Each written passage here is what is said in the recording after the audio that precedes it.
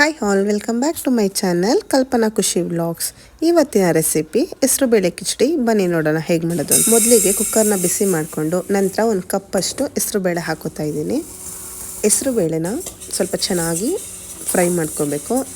ಅದು colour change ಆಗುತ್ತೆ, ಸ್ವಲ್ಪ ಗೋಲ್ಡ್ ಕಲರ್ ಬರೋವರೆಗೂ ಚೆನ್ನಾಗಿ ಹುರ್ಕೋಬೇಕು. ನೋಡಿ, ಇವಾಗ ಕಲರ್ ಚೇಂಜ್ ಆಗಿದೆ. ಹೆಸರು ಬೇಳೆನ ವಾರಕ್ಕೊಂದ್ಸರಿ ಯೂಸ್ ಮಾಡೋದ್ರಿಂದ ಬಾಡಿ ಕೂಡ ತಂಪಾಗಿರುತ್ತೆ. ಹೆಸರು ಬೇಳೆ ಚೆನ್ನಾಗಿ ಫ್ರೈ ಆಗಿದೆ. ಈಗ ನಾನು ಅದಕ್ಕೆ 1:1 ರೇಷಿಯೋದಲ್ಲಿ ಅಕ್ಕಿ ಹಾಕೋತಾ ಇದ್ದೀನಿ. ಅಕ್ಕಿ ಹಾಕೊಂಡು ಸ್ವಲ್ಪ ನೀರು ಹಾಕ್ಕೊಂಡು ಅರಿಶಿನದ ಪುಡಿ, ಉಪ್ಪು ಹಾಕೋತಾ ಇದ್ದೀನಿ. ಈ ಸಮಯದಲ್ಲಿ ಸ್ವಲ್ಪ ಕಡಲೆ ಬೀಜ ಕೂಡ ಆ್ಯಡ್ ಮಾಡ್ಕೋತಾ ಇದ್ದೀನಿ. ಆ್ಯಡ್ ಮಾಡಿಕೊಂಡು ಒಂದು 2 ವಿಷಲ್ ಓಡಿಸ್ಕೊಳ್ಳೋಣ. ನೀರು ಸ್ವಲ್ಪ ಜಾಸ್ತಿ ಇಟ್ಕೊಂಡ್ರೆ ಈ ಥರ ನಾವು ಸ್ಮ್ಯಾಶ್ ಮಾಡ್ಕೋಬೋದು. ನೋಡಿ, ಚೆನ್ನಾಗಿ ಬೆಂದಿದೆ.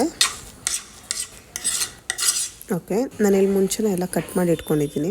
ಈಗ ಒಂದು ಪ್ಯಾನಿಗೆ ತುಪ್ಪ, ಎಣ್ಣೆ ಆ್ಯಡ್ ಮಾಡ್ಕೋತಾ ಇದ್ದೀನಿ.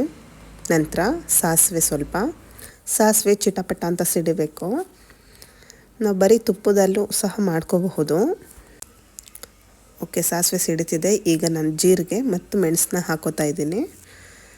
ಮತ್ತು ಕಡಲೆ ಬೀಜನೂ ಕೂಡ ಇದೇ ಟೈಮಲ್ಲಿ ಹಾಕ್ಕೊಂಡು ಚೆನ್ನಾಗಿ ಫ್ರೈ ಮಾಡ್ಕೋಬೇಕು. ಈ ಸಮಯದಲ್ಲಿ ಸ್ವಲ್ಪ ಹಿಂಗೆ ಕೂಡ ಆ್ಯಡ್ ಮಾಡ್ಕೋಬೋದು, ಬಟ್ ನಾನಿಲ್ಲೇನು ಆ್ಯಡ್ ಮಾಡಿಲ್ಲ. ಈಗ ಕಟ್ ಮಾಡಿರೋ ಅಂತಹ ಹಸಿರು ಮೆಣಸಿನ್ಕಾಯಿನ ಹಾಕೋತಾ ಇದ್ದೀನಿ. ಇದು ಎಣ್ಣೆಲಿ ಚೆನ್ನಾಗಿ ಸ್ವಲ್ಪ ರೋಸ್ಟ್ ಆಗಬೇಕು. ಮತ್ತು ಕರಿಬೇವು, ಇಲ್ಲಿ ಜಜ್ಜಿಟ್ಕೊಂಡಿರೋ ಅಂಥ ಶುಂಠಿ ಹಾಕೋತಾ ಇದ್ದೀನಿ ನಾನು. ಎಲ್ಲ ಇಂಗ್ರೀಡಿಯೆಂಟ್ಸು ಹಸಿ ವಾಸನೆ ಹೋಗೋವರೆಗೂ ಸ್ವಲ್ಪ ಚೆನ್ನಾಗಿ ಹುರ್ಕೋಬೇಕು. ನಂತರ ಬೇಯಿಸ್ಕೊಂಡಿರೋ ಅಂತಹ ಹೆಸರುಬೇಳೆ ಹಾಗೂ ರೈಸ್ದು ಮಿಶ್ರಣನ ನಾನಿಲ್ಲಿ ಹಾಕೋತಾ ಇದ್ದೀನಿ.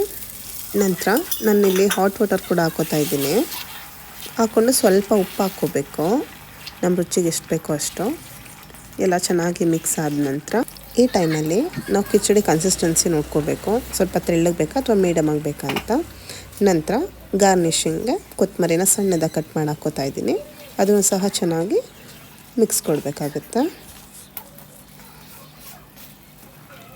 ಸೊ ಇದಾಗಿದೆ ಹೆಸರುಬೇಳೆ ಕಿಚಡಿ.